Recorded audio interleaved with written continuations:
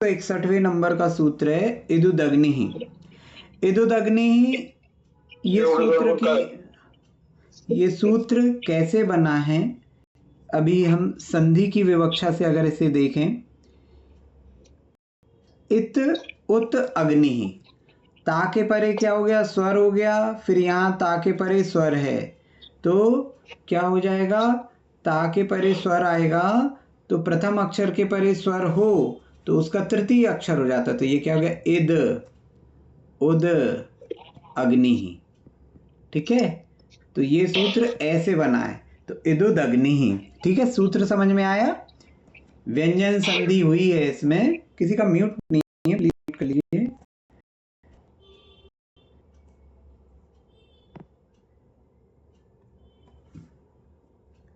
तो इत और उत अग्नि, तो इदुद अग्नि। फिर ये दा इसमें जुड़ गया,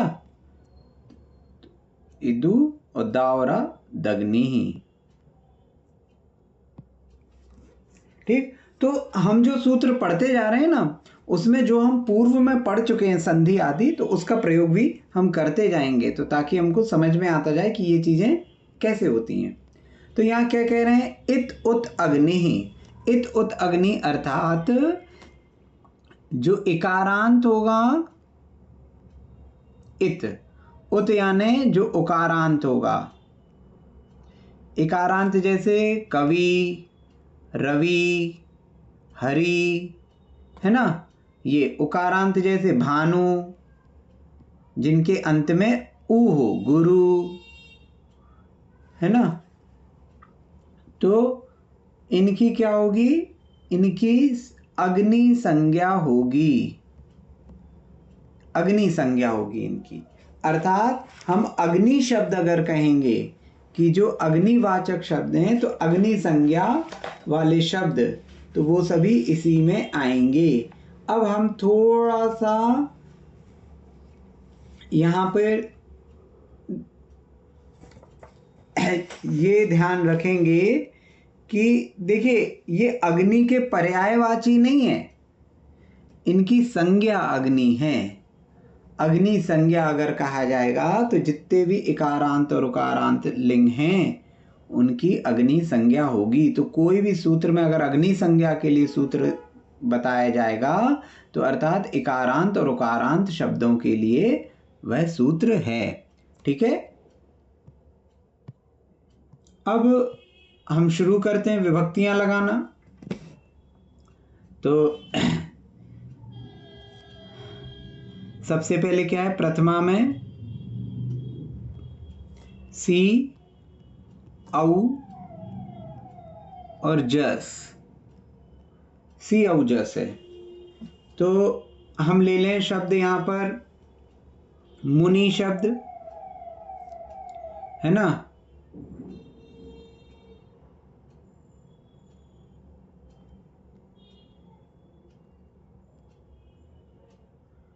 मुनि शब्द इकारांत में, और भानु शब्द। देखिए क्या है, इकारांत और उकारांत ये दोनों की अग्नि संज्ञा है और दोनों के लिए पूरी नियमावली एक सी है। तो इसीलिए इन दोनों के रूप हम एक साथ चलाएंगे, दोनों में एक से सूत्र लगेंगे।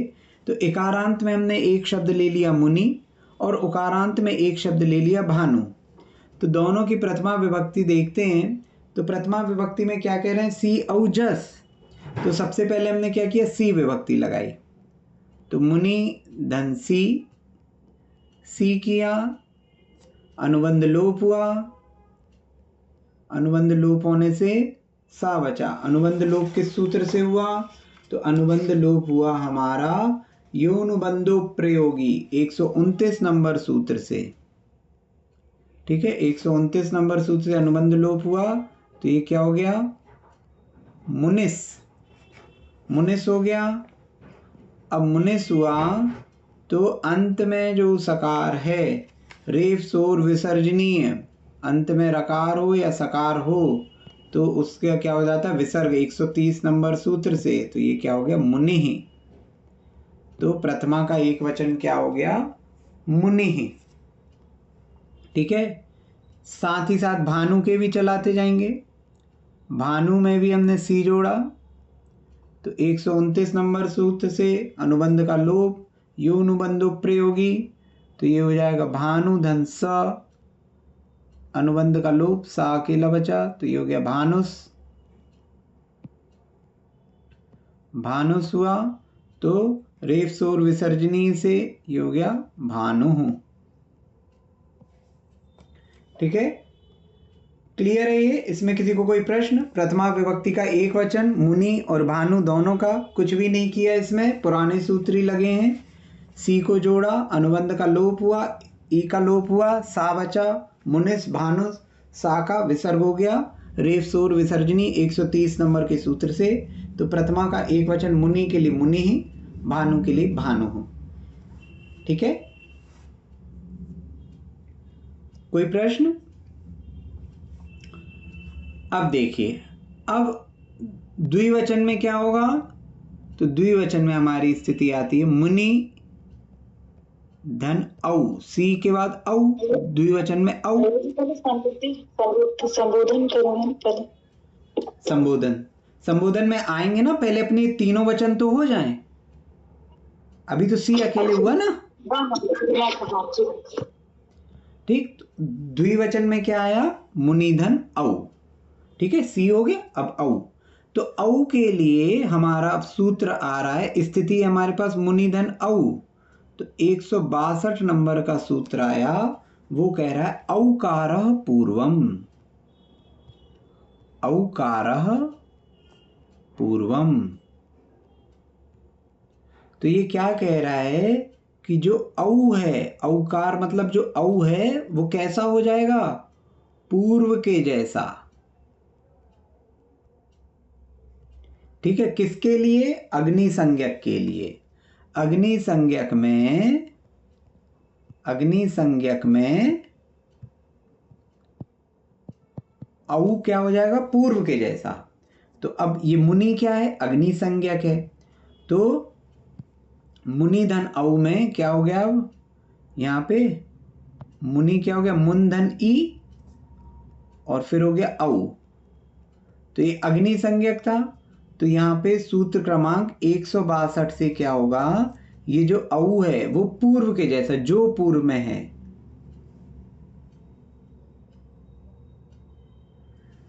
ठीक है, जो पूर्व में है वैसा हो जाएगा। तो ये भी क्या हो जाएगा? ई हो जाएगा, इकार हो जाएगा। तो ये क्या हो गया? मुन धन ई धन ई, औ के स्थान पे ई हो गया। तो ये क्या हो गया? ई और ई सामान्य सवर्ण दीर्घी भवति परश्चालोपम, दोनों मिलके दीर्घ ई हो जाएंगे। तो मुन धन ई, दीर्घ ई हो गया। तो ये क्या हो गया? मुनि।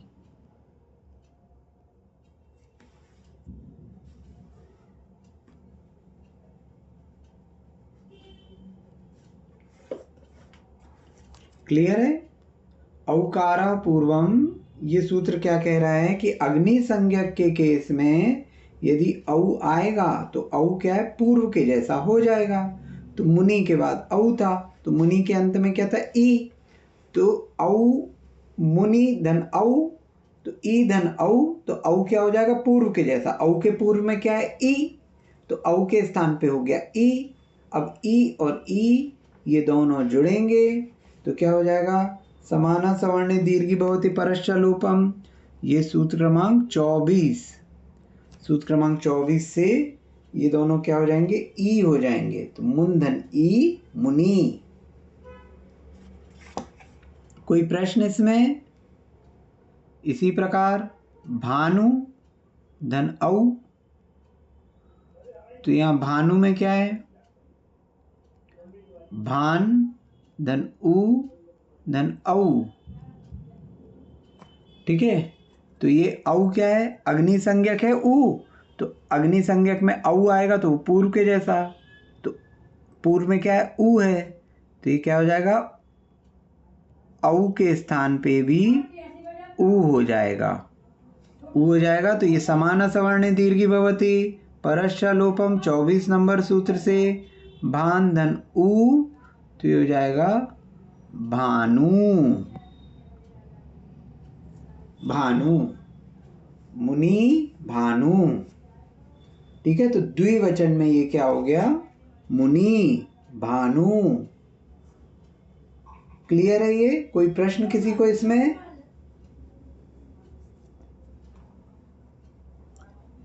आगे चलें। ठीक है,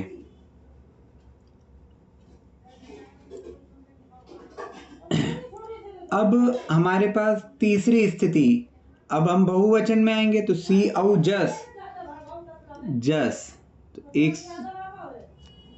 अब क्या आई स्थिति? मुनि धन जस बहुवचन के लिए, या फिर यहां पे आएगी भानु धन जस, भानु धन जस।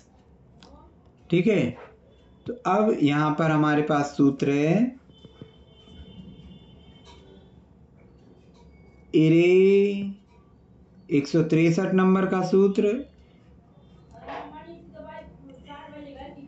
इरे दुरो जसी।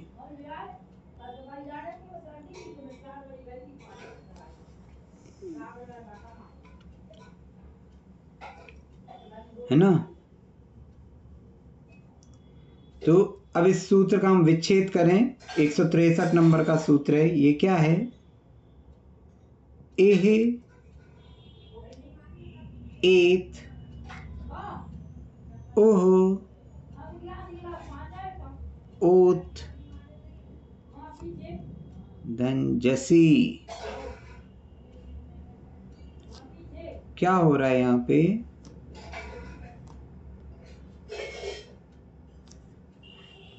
अभी ये विसर्ग संधि का सूत्र नहीं आया कि विसर्ग के परे अगर आकार को छोड़कर कोई अन्य स्वर होता है तो विसर्ग के स्थान पे रा होता है। तो यहाँ क्या हो जाएगा? ये एर हो जाएगा, एत, और ये हो जाएगा उर, ओत धनजसी। ठीक है, अब यहाँ क्या हो गया? ता प्रथम अक्षर के परे ऊ है। ठीक है, तो ये क्या हो जाएगा?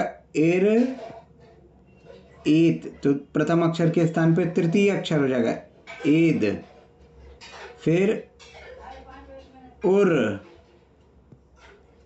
फिर ओत, ओत जसी। तो कल हमने पढ़ा था तकार के परे चवर्ग, चा छा जा, तकार के परे पर रूपम तकारो लचट वर्गेशु, 74 नंबर का सूत्र। ठीक है, 74 नंबर का सूत्र लगे। और यहाँ कौन सा सूत्र लग गया था? ये 68 नंबर का सूत्र लगा था। तो ये 74 नंबर का सूत्र लगा। तो तकार के परे अगर जा है, तृतीय अक्षर है, तो क्या हो जाएगा? वो तृतीय अक्षर ही होगा, पर रूप होगा। तो ये क्या हो जाएगा? ओज जसी। तो ये क्या हो गया? एर एरे नाम इंद्रा। हाँ भैया जी, ये ज जो है वो घोष भी है, तो हाँ। तक के आगे घोष आए तो 68 नंबर भी लगेगा ना? बिल्कुल, तो ताके आगे अगर घोष आएगा तो 68 नंबर लगेगा। लेकिन वो सूत्र क्या है? वर्ग के प्रथम अक्षर, सभी प्रथम अक्षरों के लिए। लेकिन फिर आपके पास 74 नंबर में आपको विशेष रूप से सूत्र दिया जा रहा है ता के लिए, तो आप विशेष सूत्र का प्रयोग करेंगे, ना कि सामान्य सूत्र का। ठीक है, जब हमारे पास विशेष, जैसे बात हुई ना, आप सबको बुला लाओ लेकिन राम को नहीं बुलाना। भैया जी, लेकिन जैसे अत्ता पहला अक्षर है, हाँ, तो हमें कैसे पता लगेगा कि यहाँ विशेष लगेगा कि सामान्य लगेगा? 74 नंबर का सूत्र है। आपको ये पता है कि तकार के लिए स्पेशल सूत्र होता है। तो वो जो 68 है वो भी तो तकार के लिए ही है। वो सामान्य सूत्र है, वो तकार के लिए कहाँ है? 68 वाला जो सूत्र है वो प्रथम अक्षर के लिए। प्रथम अक्षर कितने हैं आपके पास? हाँ, प्रथम, ठीक है। प्रथम अक्षर 5 हैं, लेकिन ये 5 में से एक विशेष हो गया ना।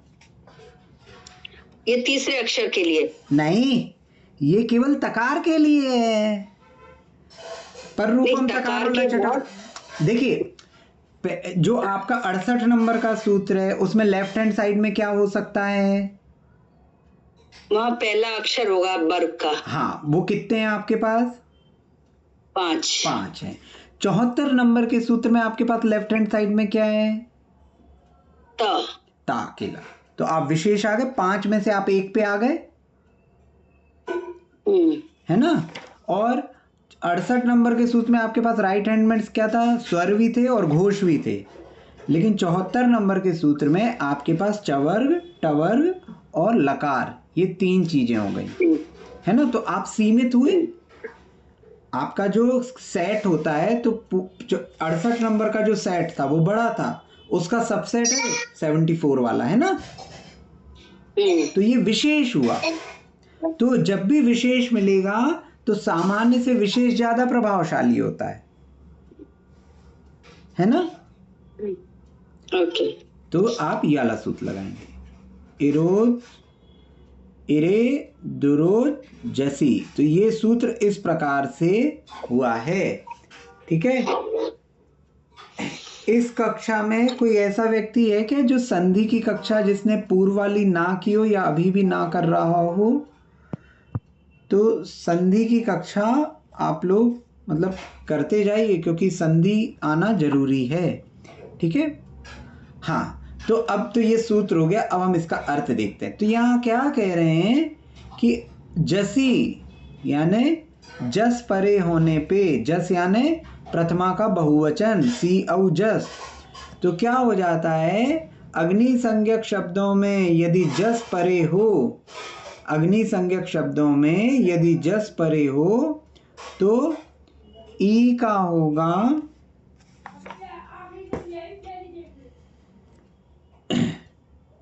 ए, एकार ए, और ऊ के स्थान पे होगा ओकार यानी ओ, ठीक है। कब? जब जस होगा तो, अर्थात बहुवचन में प्रथमा के। किसके लिए? केवल अग्नि संज्ञक के लिए, ठीक है। दूसरे में नहीं लगाना। मतलब जो इकारांत और उकारांत शब्द होंगे उनमें जस परे आएगा, अर्थात प्रथमा का जब बहुवचन आएगा तो उस समय ई के स्थान पे ए होगा और ऊ के स्थान पे ओ होगा, ठीक है। ये सूत्र कौन सा है? 163। तो हमारी जो स्थिति थी, हमारी स्थिति क्या थी? मुनि धन जस। तो अब यहाँ इकारांत के परे जस है, तो मुनि का जो ई है, ई के स्थान पे क्या हो जाएगा? ये था मुन धन ई धन जस। तो यहाँ पे सूत्र क्रमांक 163 से ई के स्थान पे क्या हो जाएगा? ए, ई के स्थान पे ए हो गया। तो ये हो गया मुन धन ए। किसी का म्यूट नहीं है, प्लीज म्यूट कर लीजिए, ठीक है। और जस का क्या हो गया? जस के स्थान पे आपका आएगा अस, ठीक है। जस के स्थान पे अस आ गया। तो अब यहां पर क्या हो जाएगा? हमारे पास सूत्र है ए अय, एकार के परे यदि स्वर हो तो ए का क्या हो जाता है? ए का अय, ए अय और आई आय, ये 2 सूत्र हमने पढ़े थे। सूत्र क्रमांक 48 यहाँ पर लगेगा। तो ए के और आ मिलके क्या हो जाएगा? अय, ठीक है।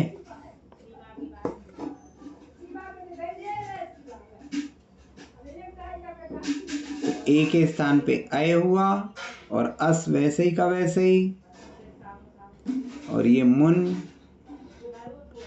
तो ये क्या हो गया? मुनियस,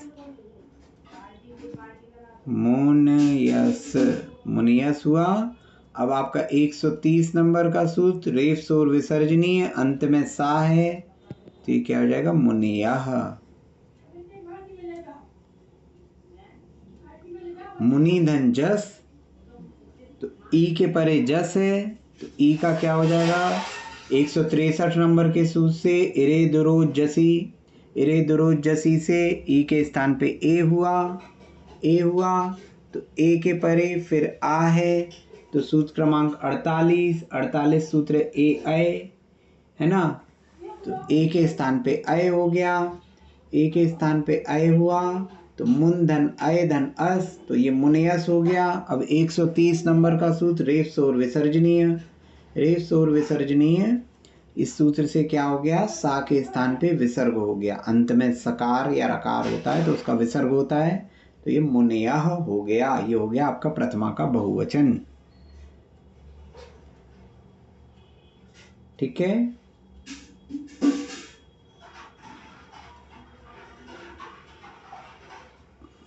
कोई प्रश्न किसी का?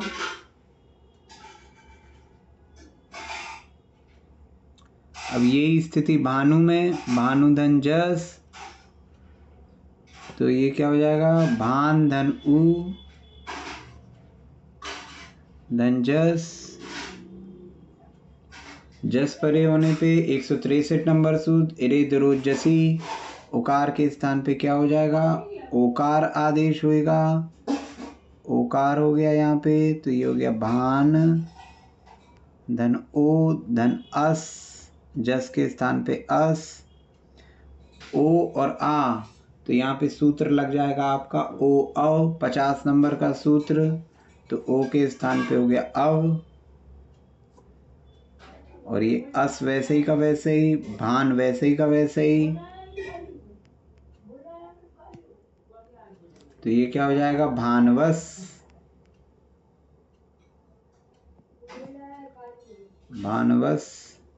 तो अब यहाँ पे 130 नंबर का सूत्र से क्या हो जाएगा, भानवः। अन कहाँ से आए भैया जी? अन नहीं, अव लिखा है, ओ अव, अब 50वें नंबर के, ठीक है, तो ये भानवः।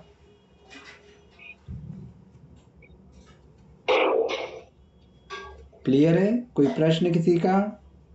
भैया जी एक कंफ्यूजन होता है, जैसे कि मुनि धन अस किया, जिसमें जाकर अनुबंध कर दिया, तो मुनि धन अस हुआ, तो वहां पे वो 26 नंबर सूत्र याद आ जाता कि वर्णो या मसवर्ण नाचा पर लोग पे लगेगा है, मुनि धन अस किया जावे, हाँ, तो ई के सामने आ हो गया, हाँ, तो 44 नंबर सूत्र है जो ये वर्णो या मसवर्ण नाचा पर लोप्य, हाँ, तो उसके लग जाता कि वो लगेगा, तो फिर मतलब ये याद करें कि मतलब यदि अग्नि संज्ञा है तो ये रुद्रोजस्सी लगाना पड़ेगा, करना ही पड़ेगा। अग्नि संज्ञा के आपको अलग से सूत्र दिए हैं, यहाँ पे वही बात हो गई ना कि वो तो एकारांत जो नॉर्मल सूत्र थे उनके लिए था, सामान्य में था, यहाँ पे आप विभक्तियां चला रहे हैं तो विभक्ति संबंधी जो अग्नि संज्ञा के सूत्र हैं वो चलेंगे। अच्छा, मतलब वो नहीं लगा सकते अपन? यदि ये सूत्र नहीं होते तो वो लगाते, जब हमारे पास विशेष सूत्र है तो हम विशेष का उपयोग करेंगे। जी भैया।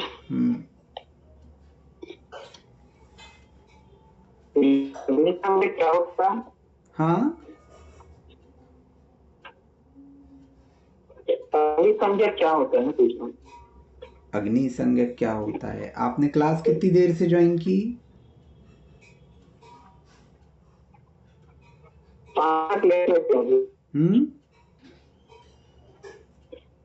आपका वॉइस क्लियर नहीं आ रहा है, आपका वॉइस बिल्कुल भी क्लियर नहीं आ रहा है। आप क्या पूछ रहे हैं समझ में नहीं आ पा रहा है मुझे। 1 मिनट 5 मिनट लेट से ज्वाइन किया था भैया।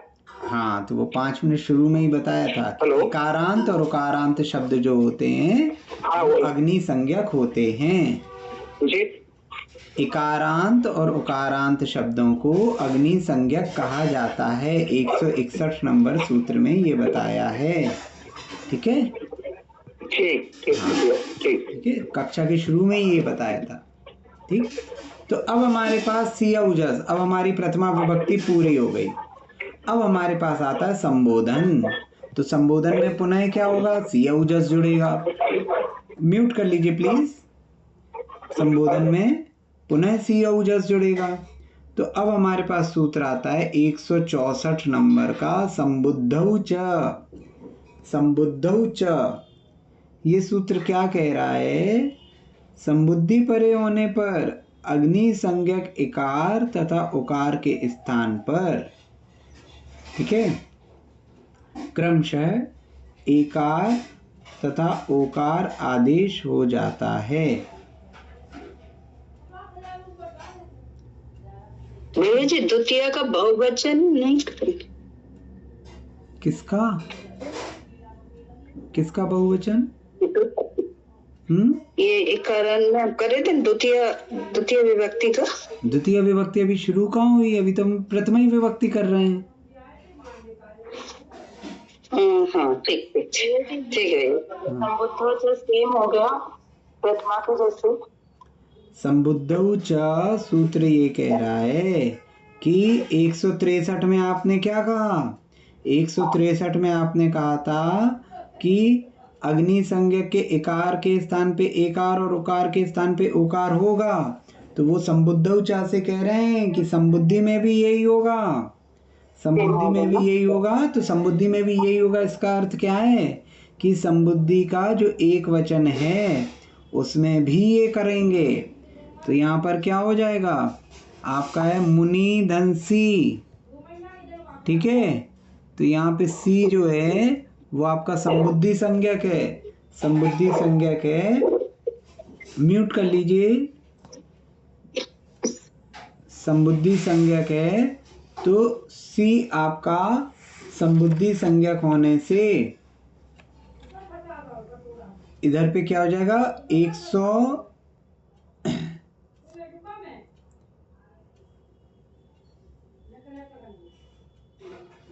164 नंबर के सूत्र से यहाँ पे ई का क्या हो जाएगा? ए, तो ये हो जाएगा मुने, ठीक है। संबुद्धि परे होने पे अग्नि संज्ञक इकार और उकार के स्थान पर क्रमशः एकार तथा ओकार आदेश होता है, ठीक है। ये तो प्रथमा का हम लोगों ने बहुवचन किया था। हाँ, उससे यही था कि जस परे होने पर अग्नि संज्ञक इकार के स्थान पर एकार, उकार के स्थान पर उकार आदेश होता है। हाँ, सेम चीज है ना, मतलब सेम चीज है। सेम चीज किसके लिए बोली जा रही है? कि यदि संबुद्धि संज्ञक होगा, है ना। संबुद्धि संज्ञक क्या होता है पहले हमें ये बताइए आप। संबोधन। संबोधन तो होता है, संबोधन का कौन सा वचन? एक वचन। किस सूत्र से? आमंत्रणे। आमंत्रणे सी संबुद्धि 133 नंबर के सूत्र से सी जो है संबोधन का, ये संबुद्धि संज्ञक है। तो अब वो सूत्र क्या कह रहा है? 164 नंबर का सूत्र ये कह रहा है, देखो आप इसको ऐसे समझो। इरे दुरो जसी सूत्र क्या कह रहा था? 163 नंबर का सूत्र कि जस परे होगा तो अग्नि संज्ञक इकार के स्थान पे एकार और उकार के स्थान पे ओकार होगा। और अब हम 164 में बोले संबुद्धि में भी यही होगा। तो जो प्रत्यय है, प्रत्यय बदल रहा है। पहले प्रत्यय जस था, अब संबुद्धि संज्ञक में भी यही होगा, अर्थात सी प्रत्यय आने पे संबुद्धि का यही स्थिति होगी। तो यहाँ पे मुनि के स्थान पे क्या हो जाएगा? मुने, 164 नंबर सूत्र से। मैं वही बोल रही हूँ कि मतलब यहाँ प्रथमा में सेम यही रिपीट होगा जो हम लोग ने वहाँ संबुद्धि में के प्रथमा में एक वचन में, और वहाँ हम लोग ने बहुवचन में किया था प्रथमा के। सेम रूल वही है ना? हाँ, रूल वही है, लेकिन यहाँ पर देखिए हम रूल वही नहीं कह सकते। इसलिए नहीं कह सकते कि नियम क्या था? जस परे होने पे था 163, रिजल्ट वही है। आप ये कहिए कि जो रिजल्ट है वो वही है, ठीक है। और दूसरी चीज क्या थी? दूसरी चीज ये है कि यहाँ पे सी का लोप हो जाएगा। क्यों हो जाएगा? क्योंकि हमने ये पढ़ा था ह्रस्व नदी श्रद्धाभ्या सिरलोपम, 134 नंबर सूत्र कह रहा था कि ह्रस्व के परे क्या होता है, सी का लोप होता है। तो मुनि क्या है, ह्रस्व है, ई है ना अंत में, तो सी का लोप हो जाएगा, तो मुने अकेला रहेगा। ठीक है। और यहाँ पे जी। भानु में भी क्या होगा, भानुधन सी संबुद्धि में, तो यहाँ पे 134 से सी का लोप हो गया और 164 सूत्र से क्या हुआ, 164 नंबर वाले सूत्र से ऊ के स्थान पे ओ हो गया, तो भानो। तो ये क्या हो जाएगा, हे भानो, हे मुने, इस प्रकार से रहेगा ये, केवल किसमें, प्रथमा में। ठीक है। इसमें किसी को कोई प्रश्न कि तो मुनि रहेगा कि मुने हो गया ना, मुनि के स्थान पे हे मुने, यहाँ क्या हो जाएगा, हे मुने। और यहाँ तो क्या हो जाएगा, 134 भी लगेगा और 164 भी। 164 नंबर का सूत्र भी लगेगा। 164 नंबर का सूत्र क्या कह रहा है कि उससे ए और ओ होगा और सी का लोप भी तो करना है, वरना सी का लोप नहीं करोगे तो यहाँ विसर्ग हो जाएगा, है ना। तो सी का लोप भी करना, सी का लोप कैसे होगा, 134 नंबर सूत्र से। ठीक है। तो 134 और 164 दोनों सूत्र लगे हैं यहाँ पे। अगर 134 नहीं लगाएंगे तो हमारा मुने है, भानो ये हो जाएगा, क्योंकि आपने मुने तो कर दिया, फिर सा का क्या होगा, मुनेस हो जाएगा, मुनेस हो जाएगा, फिर सा का आपको विसर्ग करना पड़ेगा, जैसे ऊपर क्या हुआ था, ऊपर आपने ए तो कर दिया था लेकिन अस का लोप थोड़ी हुआ था, जस का अस तो था ना। हाँ जी भैया। सा का अगर लोप नहीं होगा तो वहां विसर्ग जाएगा, रेफ सोर विसर्जनीय सूत्र लग जाएगा। ये क्लियर है सबको कि 134 नंबर सूत्र क्यों लग रहा है। 164 नंबर के सूत्र का काम है कि वो ई को ए और ऊ को ओ कर रहा है, और 134 नंबर के सूत्र का काम है कि वो सी का लोप कर रहा है, तो सी का लोप हो जाएगा, तो यहाँ पे विसर्ग नहीं आएगा, है ना। सी अगर रहता तो सी का सा बचता और सा का विसर्ग हो जाता, तो यहाँ पे विसर्ग नहीं आएगा, वरना हे मुने हो जाता, हे भानो हो जाता। ठीक है। और द्विवचन और बहुवचन प्रथमा विभक्ति के जैसे ही रहेंगे, तो वहाँ पर मुनि मुनियः और वहाँ पे भानु भानुवः, इस प्रकार से ही होगा। तो आपका प्रथमा का एक वचन क्या हो गया। भैया जी बस एक डाउट था। हाँ? कि ये 164 सूत्र जब लगता है तो उसमें वो 164 ये नहीं कह रहा कि वहाँ सी है या क्या है, उसे सी का कोई कनेक्शन नहीं है, मतलब क्यों नहीं है? वो सिर्फ कैसी बात कर रहे हो आप, क्यों नहीं है। 164 संबद्धुच। हाँ, उस सूत्र का अर्थ क्या है कि संबुद्धि संज्ञा होने से, और संबुद्धि संज्ञा की परिभाषा क्या थी, संबुद्धि संज्ञा की परिभाषा 133 में दी है। हाँ, इकारांत या उकारांत है। अरे वो अग्नि संज्ञा की परिभाषा है, संबुद्धि संज्ञा की परिभाषा 133 नंबर का सूत्र पढ़ो। 133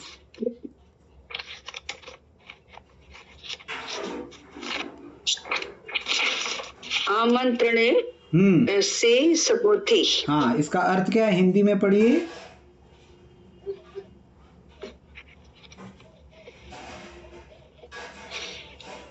हिंदी में जो अर्थ लिखा है इसका, आमंत्रण में सी की समुद्धि संज्ञा है। किसकी समुद्धि संज्ञा बोल रहे हैं, सी की, तो वो सी कौन सा है ना, तो सी हो गया ना ये। हाँ। अच्छा, क्लियर है आपका डाउट। हाँ ठीक ना, तो इसीलिए हम सी की बात कर रहे हैं, क्योंकि संबुद्धि संज्ञा की परिभाषा देखो, दो संज्ञाएं चल रही हैं, कंफ्यूज नहीं होना। अग्नि संज्ञा किसकी थी, मुनि की थी, और संबुद्धि संज्ञा किसकी है, सी की है। ठीक है, शब्द अलग है, प्रत्यय अलग है। संबुद्धि संज्ञा आपके प्रत्यय की है और अग्नि संज्ञा क्या था, आपका शब्द था। हाँ भैया। ठीक है, क्लियर है जी भैया। और किसी को कोई डाउट। देखो कंफ्यूज नहीं होना आप लोग कहीं पे भी, थोड़ी सी संज्ञाएं आ रही हैं अग्नि संज्ञा मुनि की है, भानु की है, और संबुद्धि संज्ञा जो संबोधन का सी है उसकी है, केवल संबोधन के सी की, और किसी की नहीं है। संबोधन में 3 है हमारे पास, सी औ जस, लेकिन सी अकेले की संबुद्धि संज्ञा है, औ और जस की नहीं है। तो औ और जस जैसा प्रथमा में हुआ था वैसे ही होगा।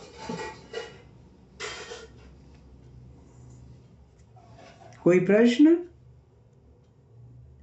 भैया जी संबुद्धि का अर्थ क्या होता है? संबुद्धि संज्ञा करते संबुद्धि, वही तो बताया 133 नंबर सूत्र में, देखिए 133 नंबर सूत्र निकालिए। जी भैया वो तो आमंत्रण सी संबुद्धि है। जब किसी को दूर से किसी व्यक्ति को बुलाते हैं तो आमंत्रण होता है, और आमंत्रण में सी को संबुद्धि संज्ञा दी गई है।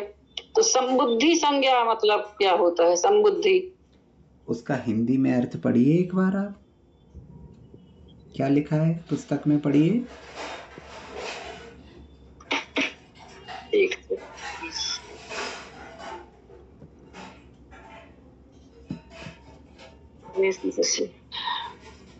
रस नदी और श्रद्धा से परिस नहीं। 134 पढ़ रहे हैं आप, 133 पढ़िए। आमंत्रण में सी को संबुद्धि संज्ञा है। मतलब आमंत्रण में संबोधन वालों में जो सी प्रत्यय है आपका, उसकी अकेले की संबुद्धि संज्ञा है, प्रत्यय की। पूछ रहे हैं संबुद्धि क्या होता है, संबुद्धि क्या कहलाता है? आपका नाम क्या है? मीना है ना? तो मीना क्यों है आपका नाम? अच्छा, मतलब किसी का नाम संज्ञा। सही भैया जी, है ना? ठीक है। वो नाम है, उसमें कोई बड़ी बात नहीं है। अब जैसे अग्नि संज्ञा, अब मुनि की अग्नि संज्ञा है, तो अब अग्नि संज्ञा क्यों है? तो ये नाम है ना? जी जी भैया, पेज कंफ्यूज रहता तो ऐसा लगता पूछ ले तो कम से कम क्लियर हो जाए। ना, आप देखो, आप लोग पूछो, पूछने की पूरी छूट है। हम कुछ वो नहीं करे, हमारे उत्तर देने में कई बार हम मजाक कर लेते हैं, उसका बुरा मत मानो आप। नहीं भैया, बुराई वाली बात नहीं। मतलब ये लग रहा है कि जैसे हम किसी में चीज को हमको नहीं समझ में आ रहा, हाँ तो उसको पूछ के क्लियर करना। पूछना ही चाहिए। आपके पूछने से कम 10 लोग और जो है उनके डाउट भी क्लियर हो जाते हैं। कई बार कोई व्यक्ति नहीं पूछ पाता, कोई व्यक्ति पूछ लेता, और पूछने से क्या होता है, आप लोग पूछते हैं, आपके डाउट क्लियर हो ना हो, हमारे डाउट जरूर क्लियर हो जाते हैं। कि कई बार कई प्रश्न ऐसे रहते जो हमारे मन में नहीं आते, आप लोग पूछते हैं, तो कई बार ऐसा भी हो सकता है कि हमें उत्तर ना पता हो, फिर कम से हम उस उत्तर को खोजेंगे। तो हमारे तो इस कक्षा का उद्देश्य ही यही है कि आप लोग सीखो ना सीखो, हमें उससे कोई मतलब नहीं है, हमारा रिवीजन हो जाए, हम इसके लिए कर रहे हैं। नहीं भैया जी, आपका उपकार है हम लोगों पे। नहीं, देखो क्या होता है कि अपना रिवीजन तो हो ही जाता है, और आप लोग प्रश्न करते हैं ना, तो मतलब वो चीज पे कई बार हमारी दृष्टि नहीं रहती कि ये भी प्रश्न हो सकता है। जी भैया, होता है, तो वो चीजें रहती हैं, है ना? ठीक है, आगे चले। जी भैया। अब हमारे पास स्थिति आती है द्विवचन की। सी औजस हो गया, अब अम औशस। ठीक है, अम औशस, अम औ और शस। ठीक है, तो द्वितीय का एक वचन है अम। अब यहां पर स्थिति आई मुनिधन अम।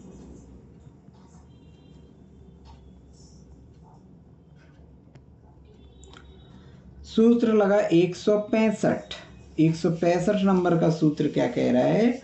अग्नेरमो अकारः, अग्नेरमो अकारः। ठीक है, तो यहां पे क्या कह रहे हैं कि अग्नि संज्ञक पे बाद यदि अम आएगा, ठीक है, अग्नि संज्ञक के बाद, अग्नि संज्ञक के बाद यदि अम आया तो अम के आकार का लोप होगा। अम में से आकार का लोप हो जाएगा, आकार निकल जाएगा, तो क्या बचेगा? केवल मां। ठीक है, तो अब यहां क्या हुआ? स्थिति थी मुनिधन अम, मुनिधन अम, ये स्थिति थी। तो अग्नि संज्ञक के बाद अम है, 165 नंबर सूत्र लगा। तो यहाँ क्या बचेगा, माँ अकेला, अकार का लोप, तो ये क्या हो जाएगा, मुनिम। ठीक है। इसी प्रकार भानु का, भानु धन अम, अग्नि संज्ञक के बाद अम है, अकार का लोप, माँ अकेला, तो ये हो जाएगा भानुम। मुनिम भानुम, द्वितीया का एक वचन, अम लगने पे। हाँ, ये सूत्र में रमो के बाद खंडाकार है या विसर्ग है, कुछ है क्या? खंडाकार, खंडाकार, वहां पे खंडाकार है। इसमें नहीं दिया। हाँ, उसमें प्रिंट नहीं हुआ है, वो ऐसा लिखा हुआ है, आप लोग भी सुधार लें सभी लोग। अग्ने रमो, यहाँ ये खंडाकार है, ये प्रिंट नहीं हुआ है, कारः। ठीक है। तो अग्नि संज्ञक के परे अगर अम आएगा तो अम के आकार का लोप हो जाएगा, माँ अकेला बचेगा, तो मुनिम भानुम, इस प्रकार से ये होएगा। तो आपका हो गया द्वितीया का एक वचन। अब द्वितीया का द्विवचन औ लगना है, तो औ जैसे प्रथमा का द्विवचन था वैसे ही हो जाएगा, तो मुनि और भानु। कौन से सूत्र से, औकारा पूर्वम 162 नंबर के सूत्र से हो जाएगा। अब इसके पश्चात क्या आता है, अम औशस, तो मुनि धनशस, मुनि धनशस। ठीक है, ये स्थिति बनती है। तो मुनि धनशस की स्थिति बनेगी,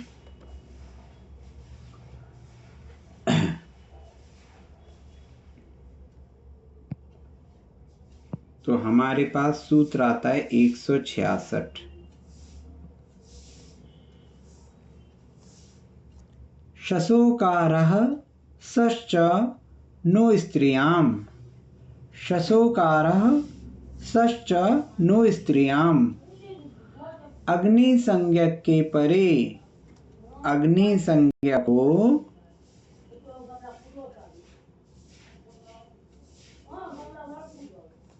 उसके परे शस हो। ठीक है, तो शस में क्या है, अस है, तो ये जो आ है ये होगा पूर्व स्वर, पूर्व स्वर, अर्थात ई होगा तो ई हो जाएगा, ऊ होगा तो ऊ हो जाएगा, और सा के स्थान पे क्या हो जाएगा, नकार। ठीक है, अर्थात ये अस क्या हो जाएगा, या तो इन हो जाएगा या उन हो जाएगा। अगर इकार वाला शब्द होगा तो इन हो जाएगा, ओकारांत शब्द होगा तो उन हो जाएगा।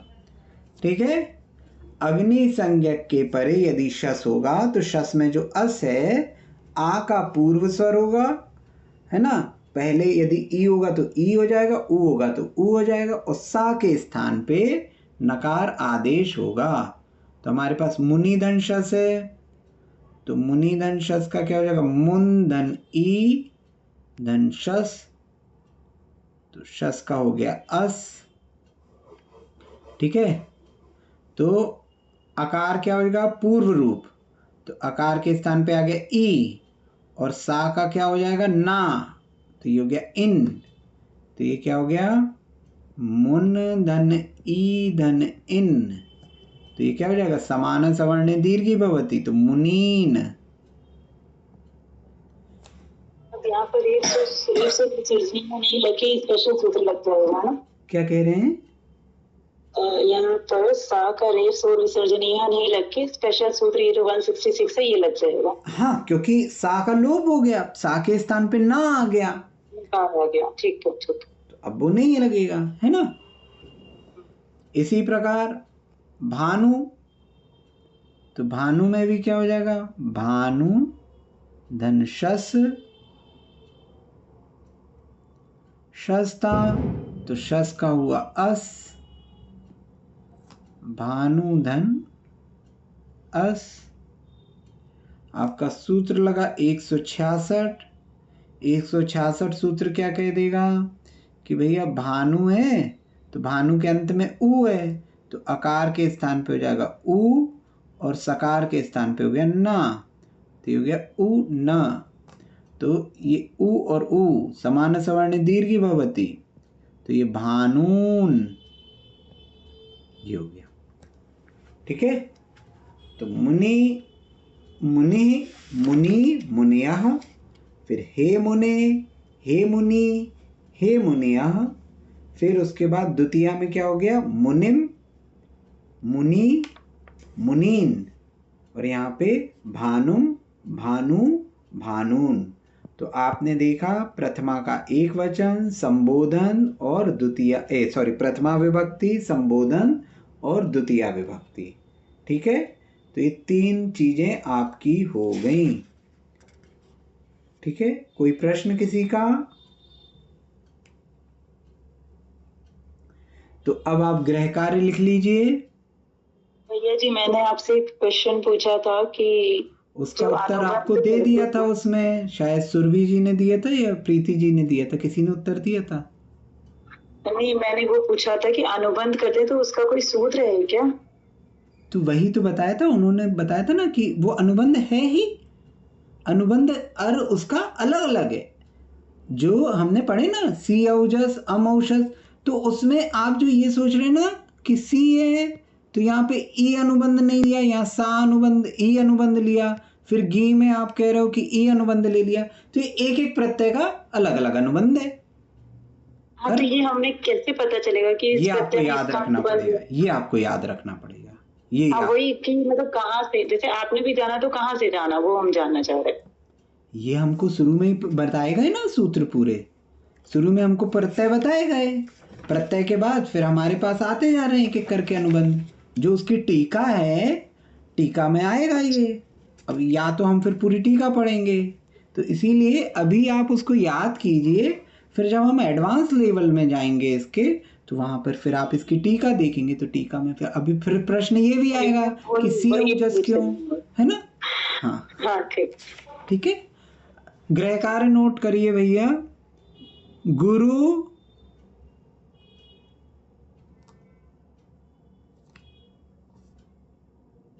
हरि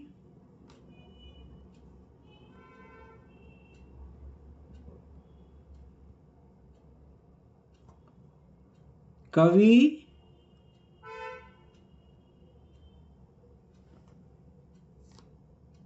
पुरु,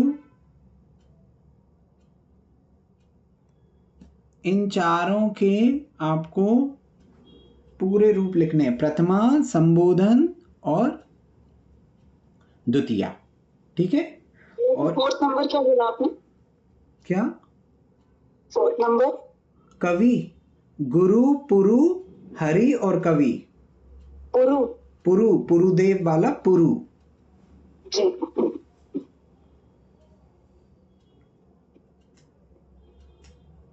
पुरु रहने दो क्योंकि गुरु और पुरु एक से हो जाएंगे।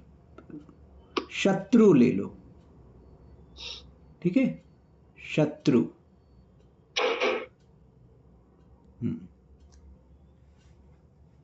ठीक है, गुरु शत्रु हरि और कवि, ये 4 के आपको रूप लिखने हैं।